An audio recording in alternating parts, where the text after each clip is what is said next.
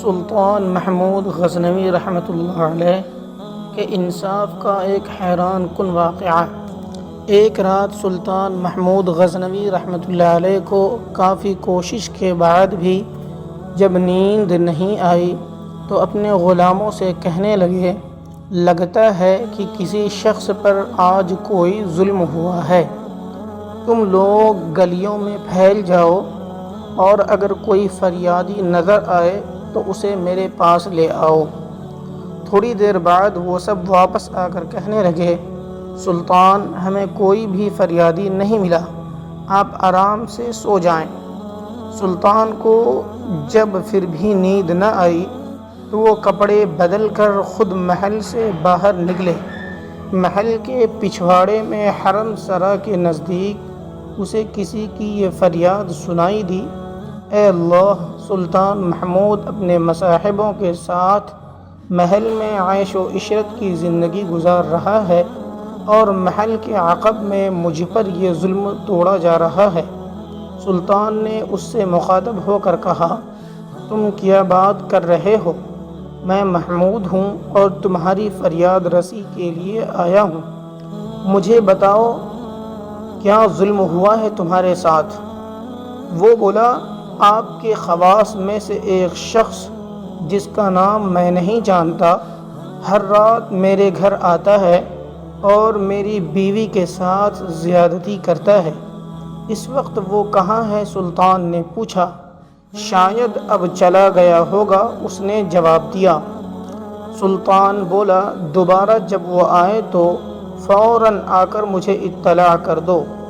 پھر سلطان نے اس مظلوم شخص کو محل کے دربانوں کو دکھایا اور کہا کہ جب بھی یہ شخص یہاں آئے اسے سیدھا میرے پاس پہنچا دینا، اگر میں نماز کی حالت میں بھی ہوں تو پرواہ مت کرنا۔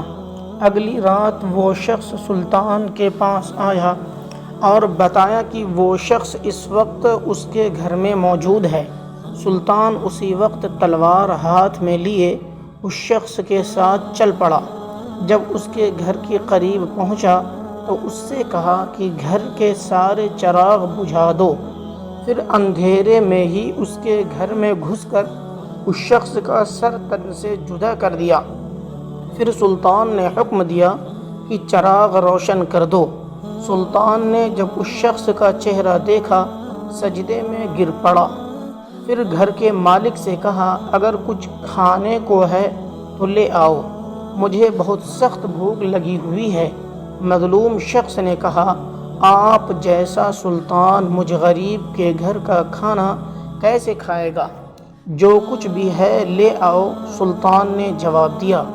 وہ شخص ایک سوکھی روٹی اٹھا لایا جسے سلطان نے بڑی رغبت سے کھایا۔ وہ شخص سلطان سے پوچھنے لگا کہ چراغوں کے بجھانے، سجدہ کرنے اور روٹی طلب کرنے کے پیچھے آخر کیا راز ہے؟ سلطان نے فرمایا، میں نے جب تمہاری داستان سنی تو سوچا کہ میری سلطنت میں ایسا ظلم کرنے کی ہمت صرف میرے کسی بیٹے کو شاید ہو سکتی ہو۔ گویا میں اپنے کسی شہزادے کو قتل کرنے تمہارے ساتھ یہاں آیا تھا۔ میں نے اندھیرا کرنے کو اس لیے کہا تھا کہ کہیں پدرانہ شفقت میرے انصاف کے راستے میں حائل نہ ہو جائے۔ چراغ جلنے پر جب میں نے دیکھا کہ وہ میرا بیٹا نہیں ہے تو میں سجدہ شکر بجا لایا اور آپ سے کھانا اس لیے مانگا کہ جب سے مجھے تمہاری مصیبت کا علم ہوا میں نے اللہ کے سامنے قسم کھائی تھی کہ جب تک تمہیں انصاف نہیں مل جاتا میرے اوپر روٹی حرام ہے۔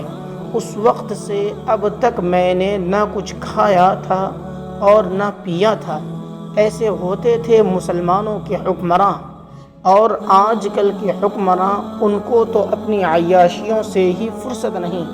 عوام کو انصاف فراہم کرنا تو ان کے ایجنڈے میں شامل ہی نہیں، بلکہ الٹا ظالم درندوں کو بچانے کے لیے ہی تدبیریں سوچی جاتی ہیں۔ اس سے زیادہ اور کیا لکھا جا سکتا ہے کہ ان کا حساب تو بس اللہ ہی کی عدالت میں ہی ہوگا۔